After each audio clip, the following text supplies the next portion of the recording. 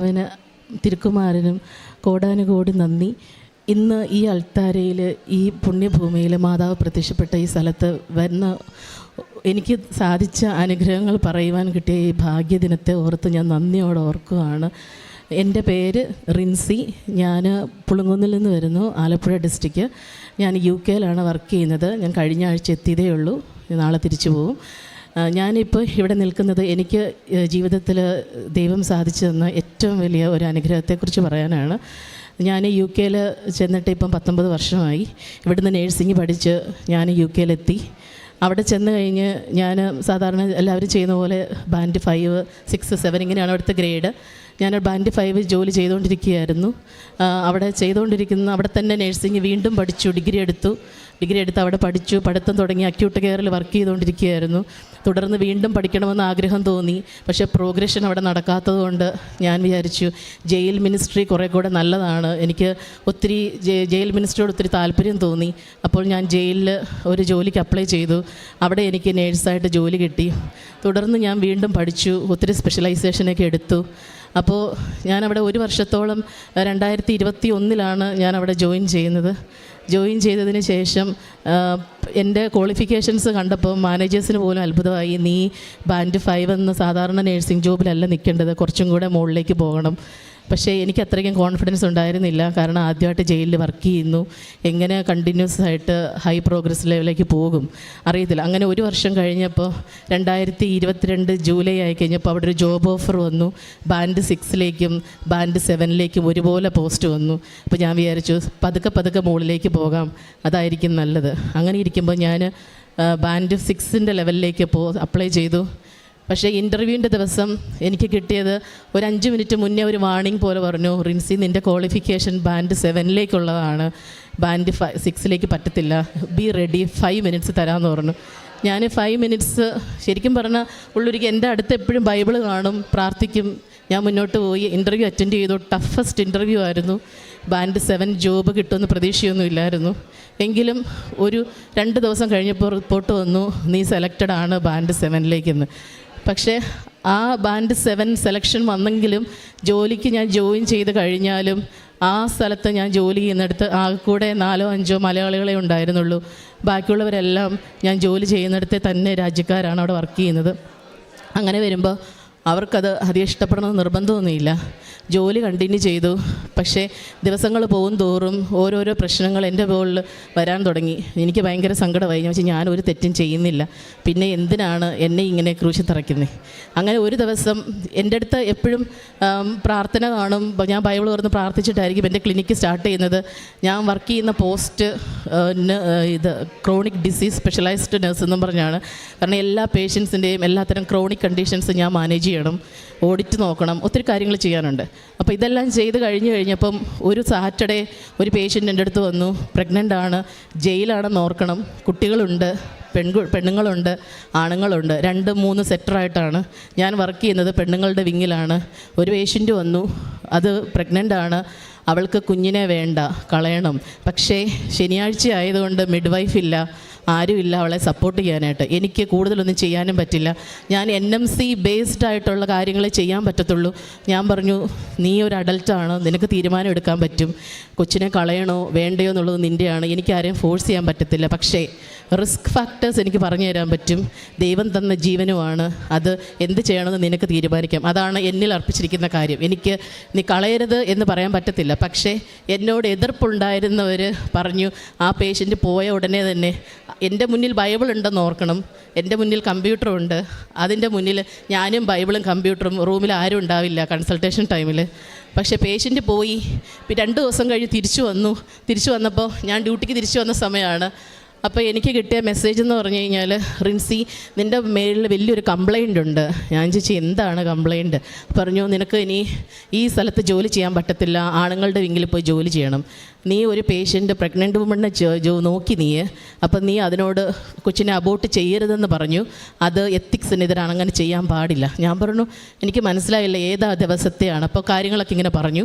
ഞാൻ പറഞ്ഞു, ഞാൻ അങ്ങനെ പറഞ്ഞിട്ടില്ല, എനിക്കറിയാം NMC ഗൈഡ് ലൈൻസ്, അതുകൊണ്ട് ഞാൻ ഒരിക്കലും അത് അത് പറയാറില്ല. അവരുടെ ചോയ്സ്, അഡ്വൈസസ് നമ്മൾ കൊടുക്കുമെന്ന് മാത്രമേ ഉള്ളൂ. പക്ഷേ എന്നെക്കൊണ്ട് ചെയ്യാവുന്ന മാക്സിമം ഫാസ്റ്റ് സ്റ്റെപ്പ് ചെയ്തു കാര്യങ്ങൾ പ്രോസസ്സ് ചെയ്യാനായിട്ട്. കാരണം അവിടുത്തെ നിയമം അനുസരിച്ച് 16 വീക്സ് കഴിഞ്ഞ് കഴിഞ്ഞാൽ പിന്നെ അബോർഷൻ ബുദ്ധിമുട്ടാണ്. ടാബ്ലറ്റ്സ് അങ്ങനെ ഓരോ കാര്യങ്ങളുണ്ട്. അപ്പോൾ നമ്മൾ അതനുസരിച്ച് മുന്നോട്ട് പോകണം. 2 days വീക്കെൻഡ് ടൈമാണ് എനിക്ക് തന്നേക്കുന്നത്. എമർജൻസി കൺസൾട്ടേഷൻ ആയിരുന്നു. ഞാൻ പറഞ്ഞു ഞാനൊന്നും തെറ്റ് ചെയ്തിട്ടില്ല, ഞാൻ അവരോട് അങ്ങനെ പറഞ്ഞിട്ടുമില്ല, പിന്നെ എന്തുകൊണ്ടാണ് എന്നോട് ഇത് ആരോപിക്കുന്നതെന്ന് ചോദിച്ചു. പക്ഷേ പറഞ്ഞു ഇല്ലില്ല, തെളിവുകളുണ്ട്, ഇനി ഇവിടെ നിൽക്കണ്ട, അപ്പുറത്തെ സ്ഥലത്ത് പോയി ജോലി ചെയ്യണമെന്ന് പറഞ്ഞു. സത്യം പറഞ്ഞാൽ ഇത്രയും കരിയറിനിടയ്ക്ക് എൻ്റെ ജീവിതത്തിൽ സംഭവിച്ച ഏറ്റവും വലിയ ഒരു കളങ്കം പോലെ എനിക്ക് തോന്നി. ഞാൻ എന്നും വീട്ടിലേക്ക് നിന്ന് ഡ്യൂട്ടിക്ക് പോകുന്നത് ട്രെയിനിലാണ്, തിരിച്ചു വരുന്നതും ട്രെയിനിലാണ്. തിരിച്ചു വരുന്ന വഴിക്ക് ഞാൻ വിചാരിച്ചു ഇനി എങ്ങനെ ആ സ്ഥലത്ത് തിരിച്ച് ജോലിക്ക് ചെല്ലും, എത്ര പേരുടെ മുഖത്ത് ഞാൻ നോക്കും. എൻ്റെ വീട്ടിൽ ചെന്ന് എനിക്ക് മക്കളുണ്ട്, ഭർത്താവുണ്ട്, ആരെയും ഫേസ് ചെയ്യാനുള്ള ചങ്കൂറ്റമില്ല. ട്രെയിനിൻ്റെ മുന്നിൽ ചാടുന്നതായിരിക്കും ഭേദം. ഇതിലും കാരണം ജോലി ഇനി എങ്ങനെയാവും, ആകെ വിഷമമായി. ഞാൻ തിരിച്ചു വരുന്ന വഴിയിൽ എൻ്റെ ഒരു കൂട്ടുകാരിയെ കണ്ടു. നിനക്ക് എന്ത് പറ്റിയെന്ന് ചോദിച്ചു. ഞാൻ പറഞ്ഞു ഇതാണ് സംഭവം, നീ വിഷമിക്കേണ്ട, എല്ലാത്തിനും ഒരു പരിഹാരമുണ്ട്.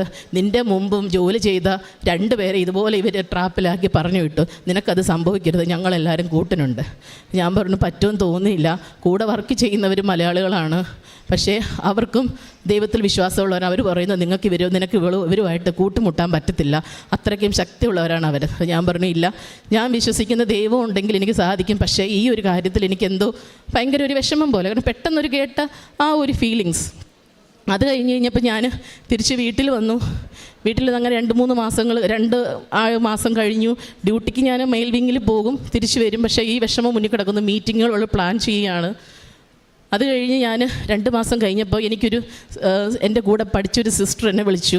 എന്നിട്ട് ചോദിച്ചു റിൻസി എന്തുകൊണ്ട് വിശേഷം, കുറേ കാലമായല്ലോ കേട്ടിട്ട്. അപ്പോൾ ഞാൻ പറഞ്ഞു സിസ്റ്റർ, ഞാൻ ആകെ ഒരു ദുരന്ത ഭൂമി കൂടെ പോയിക്കൊണ്ടിരിക്കുന്നത്, എനിക്ക് ഏത് നേരവും ആത്മഹത്യയെക്കുറിച്ച് ചിന്ത മാത്രമേ ഉള്ളൂ, എന്ത് പറ്റിയെന്ന് ചോദിച്ചു. അപ്പോഴാണ് ഞാനിങ്ങനെ കഥകൾ പറയുന്നത്, ഇതാണ് സംഭവം, അപ്പോൾ എന്താണ് അവിടെ ഇങ്ങനെയൊക്കെ നടക്കുന്നത്, നീ വിഷമിക്കണ്ട, കൃപാസനത്തെക്കുറിച്ച് കേട്ടിട്ടുണ്ടോ.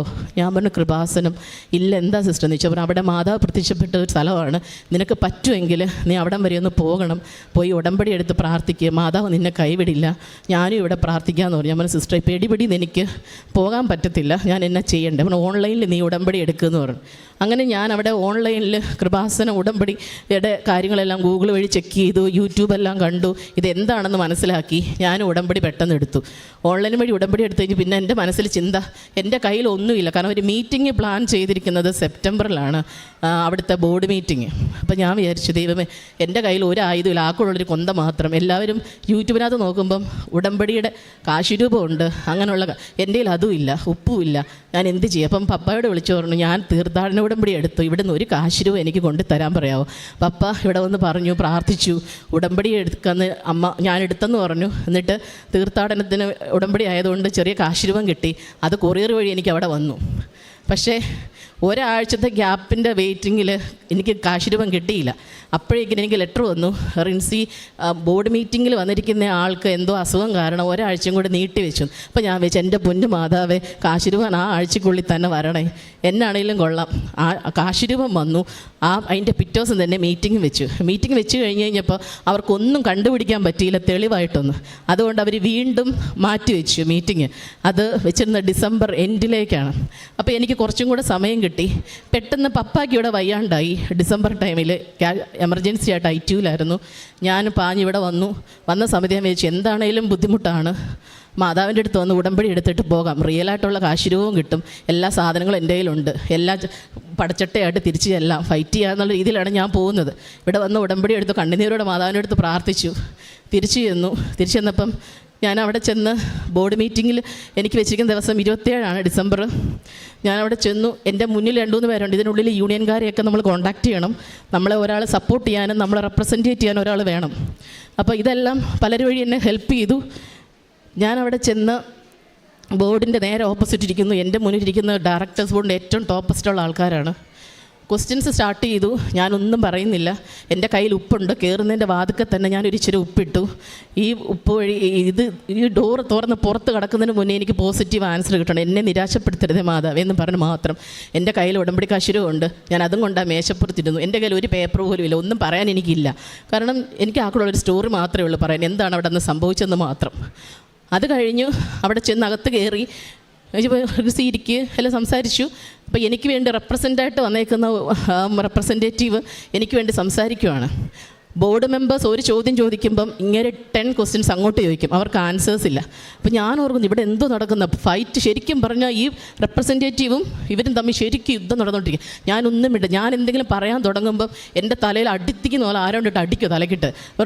നിശബ്ദനായിരിക്കുക, ഞാൻ നിനക്ക് വേണ്ടി പൊരുതിക്കോളാം, നിശബ്ദനായിട്ടിരിക്കുക, ഞാൻ നിനക്ക് വേണ്ടി പൊരുതിക്കോളാം. അപ്പോൾ ഞാനത് ആരായത്? അപ്പോൾ പുറപ്പാട് 14 വചനം പറയുന്നുണ്ട്, ഈശോ നിനക്ക് വേണ്ടി പൊരുതിക്കോളും. ഞാൻ വെച്ചു, ഈശോയെ അപ്പം നീയാണോ ഈ പൊരുതിക്കൊണ്ടിരിക്കുന്നത്? ഞാനിങ്ങനെ ശരിക്കും എൻ്റെ അടുത്തിരുന്നങ്ങ് കാണുവാണ്. എനിക്കൊന്നും പറയാനില്ല.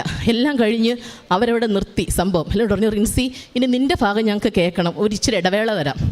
പോയി തിരിച്ചു വന്നു. എൻ്റെ കയ്യിൽ കാശുരൂപമുണ്ട്. മാതാവേ, നമ്മുടെ സമയം തുടങ്ങുവാണ്, നീ കൂടെ ഉണ്ടാവണം എന്ന് പറഞ്ഞു. അവരുടെ ഇംഗ്ലീഷാണ്, എൻ്റെ ഇംഗ്ലീഷ് അത്രയ്ക്കും പോരെങ്കിലും ഇത്രയും കാലമായാലും നമുക്ക് പറ്റാവുന്ന രീതിയിൽ പിടിച്ചു നിൽക്കും. എനിവേ, എന്നോട് ചോദ്യങ്ങൾ ചോദിച്ചു, എന്താണ് റിൻസി സംഭവിച്ചത്? ഞാൻ പറഞ്ഞു, ഇതാണ് സ്റ്റോറി. ഇത് കേട്ടിട്ട് ഇതിനകത്ത് ഒരു തെറ്റും ഞങ്ങൾ കാണുന്നില്ലല്ലോ. പിന്നെ ഫസ്റ്റ് എവിഡൻസ് പേഷ്യൻ്റ് കംപ്ലയിൻറ്റ്, ആ സാധനം അവിടെ ഇല്ല. വിത്തൗട്ട് പേഷ്യൻറ്റിൻ്റെ കംപ്ലയിൻറ്റിൽ ഒരു കംപ്ലയിൻറ്റും എക്സിസ്റ്റ് ചെയ്യാൻ പറ്റത്തില്ല. ആർക്കും ഒരാളുടെ പേരിലും ആക്ഷൻ എടുക്കാൻ പറ്റത്തില്ല. ആ സാധനം അവിടെ ഇല്ല. ഡോക്യുമെൻറ്റേഷൻ എല്ലാം പക്ക കറക്റ്റ്. അതിനകത്തും അവർക്ക് ഒന്നും ചെയ്യാൻ പറ്റത്തില്ല. നോക്കുമ്പോൾ ഡേറ്റ് മാനിപ്പുലേറ്റ് ചെയ്ത് വെച്ചേക്കുന്ന കണ്ടേക്കുന്നത്. അതായത് ഞാൻ എൻട്രി ചെയ്ത ഡേറ്റ് വേറെ തിരുത്തി വെച്ചേക്കുന്നതും കണ്ടുപിടിക്കപ്പെട്ട അന്നത്തെ ദിവസം. അതുകൊണ്ട് ആരാ ചെയ്തെന്നുള്ളതും മാതാവ് വെളിപ്പെടുത്തി കൊടുത്തു ആ സ്പോട്ടിൽ. അങ്ങനെ അന്നത്തെ ദിവസം മീറ്റിംഗ് കഴിഞ്ഞു. അവരെല്ലാവരും എന്നോട് അപ്പോളജൈസ് ചെയ്തു. വീണ്ടും എനിക്ക് സെയിം പോസ്റ്റിലേക്ക് തന്നെ പ്രൊമോട്ട് ചെയ്ത് കണ്ടിന്യൂ ചെയ്യാൻ പറഞ്ഞു. സെയിം സ്ഥലത്തേക്ക് എന്നെ തിരിച്ചു വിളിച്ചു. പക്ഷേ ആ സമയത്ത് ഞാനിവിടെ ഉടമ്പടി എടുത്തു കഴിഞ്ഞാലും മനസ്സിൻ്റെ ഉള്ളിൽ ഞാൻ വെച്ചിരുന്ന നിയോഗങ്ങളിൽ ഒന്നായിരുന്നു, എൻ്റെ MSc എനിക്ക് കംപ്ലീറ്റ് ചെയ്യണം, 111 നേഴ്സ് പ്രാക്ടീഷണറായിട്ട് എനിക്ക് ജോലി ചെയ്യണം, ഇവിടെ നിന്ന് എനിക്ക് മാറണം. പക്ഷേ കൂട്ടുകാരുടെയൊക്കെ പ്രേരണ കാരണം 3 മാസം കൂടെ അവരുടെ മുന്നിൽ വിജയശ്രീ ലളിതയായിട്ട് ഞാൻ അവിടെ തന്നെ തുടർന്നു. അതിനുശേഷം അപ്പോൾ അവർക്ക് മനസ്സിലായി ഞാൻ ജയിച്ചു, ഇനിയിപ്പം എനിക്ക് ഒന്നും ചെയ്യാൻ പറ്റത്തില്ല, എല്ലാ കാര്യങ്ങളും ഓക്കെയാണ്. പക്ഷേ തുടർന്നുള്ള എൻ്റെ വിദ്യാഭ്യാസവും ഞാൻ ചെയ്ത കാര്യങ്ങളും എല്ലാം ഓർക്കുമ്പം മുന്നോട്ട് പോകണമെന്ന് തോന്നി. പിന്നെ എനിക്കൊരു കുഞ്ഞുണ്ട്, 2-3 മക്കളാണ്. അതിലൊരു കൊച്ചുണ്ട്, എൻ്റെ മോള് സംസാരിക്കാനായിട്ട് തടസ്സമുണ്ടായിരുന്നു. അപ്പം ഞാൻ വിചാരിച്ചു, ഇവളുടെ കാര്യത്തിന് ഞാൻ എപ്പോഴും വേണം അടുത്ത്, എന്നിങ്ങനെ സ്ട്രെസ് അടിച്ച് നടന്നാൽ ശരിയാകില്ല. അപ്പോൾ ഞാൻ അവിടുന്ന് വേറെ ജോലിക്ക്, ഞാൻ എൻ്റെ അടുത്ത് തന്നെയുള്ള GP പ്രാക്ടീസ് എന്ന് പറയും, അതായത് ഔട്ട് പേഷ്യൻ്റ് ഡിപ്പാർട്ട്മെൻറ്റ് പോലെ നമുക്ക് പേഷ്യൻറ്റിനെ അവിടെ ഇരുന്ന് കാണാം, വരും പോകും. അങ്ങനെ ഞാൻ അവിടെ ഇരുന്ന് പേഷ്യൻറ്റിനെ കാണാനുള്ള ആ രീതിയിലുള്ള GP ക്ലിനിക്കിലേക്ക് ജോബിന് അപ്ലൈ ചെയ്തു. ഞാൻ ഈ സാധാരണ ജോലിയിൽ തുടങ്ങാം അവിടെയാണെങ്കിലും. ഇപ്പോൾ ബാൻഡ് 5 അപ്ലൈ ചെയ്തു. എവിടെ ചെന്നാലും എന്താ പറയുക, ജോലി ബാൻഡ് 5 അപ്ലൈ ചെയ്താൽ എനിക്ക് ഒരിക്കലും ബാൻഡ് 5 കിട്ടാറില്ല. അപ്പോൾ അവിടെ ഞാൻ ഉപ്പും കൊണ്ട് പോയി, കാരണം ആദ്യമായിട്ടാണ് ഇങ്ങനെ ഒരു ഇൻ്റർവ്യൂവിന് പോകുന്നത്. അപ്പോൾ ഞാൻ പറഞ്ഞു, മാതാവ് ഇവിടുന്ന് നാണം കെടുത്തിന് തിരിച്ചു വിടരുത്, ഈ ഒരു സ്ഥാപന ഏരിയ മുഴുവൻ നീ കവർ ചെയ്യണം എന്നും പറഞ്ഞാൽ പോകുന്നത്. അപ്പോൾ ഈ ഇൻ്റർവ്യൂ ചെയ്യുന്ന സ്ഥലത്തിരുന്നാലും ആ ഉപ്പ് എടുത്തുകൊണ്ട് പോയി ഞാൻ ഇരിക്കുന്ന കസേരയുടെ അവിടെയും ഇരിക്കുന്ന ടേബിളിലും എല്ലാം ഒരു കുഞ്ഞു തരിയെ ഞാൻ എടുത്തുള്ളൂ, കാരണം അത്രയ്ക്കും വിശുദ്ധമായിട്ട് കാത്തു സൂക്ഷിക്കുന്ന ഒരു സാധനമാണ് ഞാൻ ഉപ്പ്. അപ്പോൾ അത് ഇട്ടുകൊണ്ട് ഞാൻ അങ്ങോട്ട് ചെന്ന് കഴിഞ്ഞപ്പോൾ എന്നോട് പറഞ്ഞു, റിൻസി എനിക്കറിയാം നീ വന്നേക്കുന്നത് ബാൻഡ് 5 പ്രാക്ടീസ് നഴ്സ് പോസ്റ്റിനാണ്, പക്ഷേ സോറി, നീ വർക്ക് ചെയ്യേണ്ടത് അഡ്വാൻസ് നഴ്സ് പ്രാക്ടീഷണറായിട്ടാണ്, അതാണ് നിൻ്റെ പോസ്റ്റ്, ഹാപ്പിയാണോ എടുക്കാനെന്ന് ചോദിച്ചു. ഞാൻ പറഞ്ഞു, അത്രയ്ക്കും വലിയ കോൺഫിഡൻസ് ഒന്നും ഇല്ല, പിന്നെ എന്നെ സപ്പോർട്ട് ചെയ്യാമെങ്കിൽ ഒരു സൂപ്പർവൈസറിന് എനിക്ക് വേണമെന്ന് പറഞ്ഞു. അതൊന്നും ഒരു കുഴപ്പമില്ല, എല്ലാം ഞങ്ങൾ തരും. അതും കിട്ടി. ഞാൻ അവിടെ ജോലി കണ്ടിന്യൂ ചെയ്തു. പക്ഷേ ഞാൻ ഉടമ്പടിയിൽ വെച്ചിരുന്നത് എനിക്ക് ഒരു നേഴ്സ് പ്രാക്ടീഷണറായിട്ട് 111 ജോലി ചെയ്യാനായിട്ടായിരുന്നു. അത് കഴിഞ്ഞ് ഞാൻ അവിടെ നിൽക്കി ചെയ്ത് തന്നെ ഇപ്പം 2-ാം മാസം കഴിഞ്ഞു, ഫെബ്രുവരി കഴിഞ്ഞപ്പം ഞാൻ വീണ്ടും മാതാവിനോട് പറഞ്ഞു, മാതാവേ ഇവിടെ എത്ര കാലം ഇങ്ങനെ നിൽക്കും, എനിക്ക് അറിഞ്ഞുകൂടെ, നല്ല തിരക്കുണ്ട്, കൊച്ചിൻ്റെ കാര്യങ്ങൾ നോക്കാനും ബുദ്ധിമുട്ടുണ്ട്, അപ്പം എനിക്ക് എന്തെങ്കിലും ഈവനിങ് വീക്കെൻഡായിട്ട് തരണം, പള്ളിയിലും പോകണം, എനിക്ക് അതിനും തടസ്സം വരുത്തരുത്. ബൈബിൾ വായിക്കും, പ്രാർത്ഥിക്കും, എന്നും ഉപവസിക്കും, അങ്ങനെയുള്ള കാര്യങ്ങളൊക്കെ നടക്കുന്നുണ്ട് അതിൻ്റെ സൈഡിൽ കൂടെ. പക്ഷേ ഇത് കഴിഞ്ഞ് കഴിഞ്ഞപ്പോൾ ഞാൻ ഫെബ്രുവരിയിൽ എൻ്റെ കൂടെ ജോലി ചെയ്യുന്നവരോട് ഞാൻ പറഞ്ഞു, എനിക്ക് ഇച്ചിരി ബുദ്ധിമുട്ടുണ്ട് പിള്ളേരുടെ കൊച്ചിൻ്റെ കാര്യത്തിൽ, അതുകൊണ്ട് എനിക്ക് ഈ ജോലി മൺഡേ ടു ഫ്രൈഡേ ബുദ്ധിമുട്ടാണ്. അപ്പോൾ നീ എന്നൊരു കാര്യം ചെയ്യും, 111 നീ അപ്ലൈ ചെയ്യേ, ചിലപ്പോൾ കിട്ടിയാലോ അത് നല്ലതല്ലേന്ന് ചോദിച്ചു. ഞാൻ പറഞ്ഞു, എന്നാൽ ശരി അപ്ലൈ ചെയ്യാമെന്ന് പറഞ്ഞു. അങ്ങനെ 111 അപ്ലൈ ചെയ്തു. വിതിൻ 2 ഡേയ്സിനുള്ളിൽ എനിക്ക് കോള് വന്നു, ഇൻ്റർവ്യൂവിൽ സെലക്റ്റഡായി. 6 മാസത്തെ നീണ്ട ഇൻ്റർവ്യൂവും ട്രെയിനിങ്ങും ആയിരുന്നു. അത് കഴിഞ്ഞതിൻ്റെ മുന്നിലത്തെ ആഴ്ച, ഞാൻ വരുന്നതിൻ്റെ തലേദിവസം കംപ്ലീറ്റ് ചെയ്തു, പ്രൊബേഷനും കംപ്ലീറ്റ് ചെയ്തു. ഇപ്പോൾ റിമോട്ട് വർക്ക് ചെയ്യാനായിട്ട് 111 അഡ്വാൻസ് നഴ്സ് പ്രാക്ടീഷണറായിട്ട് എനിക്ക് പോസ്റ്റായി. ഞാനിനി റീജോയിൻ ചെയ്യണം അവിടെ ചെന്ന് കഴിയുമ്പോൾ. അതും മാതാവ് തന്ന വലിയൊരു അനുഗ്രഹം. അതിലൂടെ എനിക്കിപ്പം കിട്ടുന്ന ബെനിഫിറ്റ്സ് എന്ന് പറഞ്ഞു കഴിഞ്ഞാൽ, എന്നും പ്രാർത്ഥിക്കാനൊരവസരമുണ്ട്. മൺഡേ ടു ഫ്രൈഡേ എനിക്ക് പള്ളിയിൽ പോകാം, അത് കൂടാതെ ഞായറാഴ്ചകളിൽ എനിക്ക് പള്ളിയിൽ പോകാം, കൊച്ചിൻ്റെ കാര്യങ്ങളെല്ലാം നോക്കാം, വീട്ടിലെ കാര്യങ്ങളെല്ലാം ഭംഗിയായിട്ട് നടക്കുന്നുണ്ട്. അപ്പോൾ ഈ MSc പഠിക്കുന്ന സമയത്ത് ഒത്തിരി പേപ്പർ വർക്കുകൾ ചെയ്യണം. പേപ്പർ വർക്കുകൾ ചെയ്യുമ്പോൾ എൻ്റെ കയ്യിൽ വലിയ പ്രിൻ്ററുണ്ട്, ചെറിയ പ്രിൻ്ററും ഉണ്ട്. പക്ഷേ പ്രിൻ്ററിനകത്ത് വലിയ ഇങ്ക് ഉള്ളപ്പം നമുക്കതിന് ഭയങ്കര എക്സ്പെൻസീവാണ് അവിടെ കാർട്രിഡ്ജ് വീണ്ടും പുതുക്കുക എന്നുള്ളത്. അപ്പം ഞാൻ എന്ത് ചെയ്തു, ആർക്കെങ്കിലും വേണമെങ്കിൽ ഉപയോഗിച്ചോട്ടെ എന്ന് വിചാരിച്ചിട്ട് 2 കാർട്രിഡ്ജിൻ്റെ ഇതും എടുത്ത് പുറത്ത് ഞങ്ങളുടെ താമസിക്കുന്ന വീടിൻ്റെ സൈഡിൽ കൊണ്ടുവച്ചു. പിറ്റേ ദിവസം നോക്കുമ്പോൾ അതവിടെ കണ്ടില്ല. പിന്നെ ഒരാഴ്ച കഴിഞ്ഞപ്പം ലെറ്റർ വന്നു, അന്തരീക്ഷ മലിനീകരണം നീ നടത്തി, അതുകൊണ്ട് നിൻ്റെ പേരിൽ കോർട്ട് കേസ് എടുത്തേക്കുവാണ്, 50,000 പൗണ്ട് പിഴയും 1 വർഷം ജയിൽവാസവും. അപ്പം ഞാൻ വിചാരിച്ചു, ദൈവം ഇതെല്ലാം കൂടെ ഒന്നിനു പുറകെ ഒന്നാണല്ലോ, എങ്ങനെ രക്ഷപ്പെടും അറിയത്തില്ല. ആ സമയത്താണ് ഉടമ്പടി എടുത്തപ്പോൾ ഞാൻ ഈ നിയോഗം വെച്ചു, എന്നെ ഈ കോർട്ടിൽ നിന്നൊന്ന് രക്ഷപ്പെടുത്തി തരണേ. തിരിച്ച് ഞാൻ ചെന്നു. വക്കീലുകൾ എന്താ ചെയ്യേണ്ടത് എനിക്ക് അറിഞ്ഞുകൂടാ. ഞാനും ഹസ്ബൻഡുമാണ് അവിടെ ചെല്ലുന്നത്. അപ്പോൾ അവർ പറഞ്ഞു, നിനക്ക് തെറ്റായിട്ട് നീ ഒന്നും ചെയ്തിട്ടില്ല, നല്ല ബോധ്യത്തോടെ നീ വെച്ചതുകൊണ്ട് നിനക്കൊന്നും സംഭവിക്കത്തില്ല. അവിടെ മാതാവിൻ്റെ ഉടമ്പടി കാശുരവും മാതാവ് ആ ഒരു ഉറച്ച വിശ്വാസം എൻ്റെ കൂടെയുണ്ട്. മാതാവ് എന്നും എൻ്റെ കൂടെയാണ്, എനിക്ക് വേണ്ടി സംസാരിക്കും, പ്രവർത്തിക്കും. അവരോട് പറഞ്ഞു, ഒന്നും വിഷമിക്കണ്ട, എഴുതി വെച്ചാൽ മതി പേപ്പറിൽ, ധൈര്യമായിട്ടിരിക്കുക, ഞങ്ങൾ നിനക്ക് വേണ്ടി അവിടെ പോയി കൗൺസിലിൽ സംസാരിക്കാമെന്ന് പറഞ്ഞു. ഞാൻ പോലും പോകേണ്ടി വന്നില്ല, അവർ തന്നെ സംസാരിച്ചു.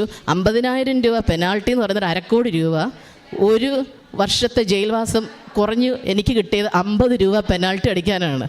അപ്പോൾ അത് ഏറ്റവും വലിയൊരു അടുത്തൊരു തമ്പുരാൻ തന്നപ്പം ഒന്നിനു പുറകെ മറ്റൊന്നായിട്ട് അനുഗ്രഹങ്ങളുടെ പെരുമഴയായിരുന്നു. അപ്പം ഞാൻ വെച്ച 4 നിയോഗവും അങ്ങനെ കഴിഞ്ഞു. പിന്നുള്ളത് എൻ്റെ കുഞ്ഞിൻ്റെ കാര്യമായിരുന്നു. കുഞ്ഞാണെങ്കിൽ 3 വയസ്സ് കഴിഞ്ഞപ്പോൾ കോവിഡിൻ്റെ സമയമായതുകൊണ്ട് അവൾ മറ്റുള്ളവരോടൊന്നും അധികം ഇടപെടാനോ കമ്മ്യൂണിക്കേറ്റ് ചെയ്യാനോ ഒന്നും പറ്റിയിട്ടില്ല.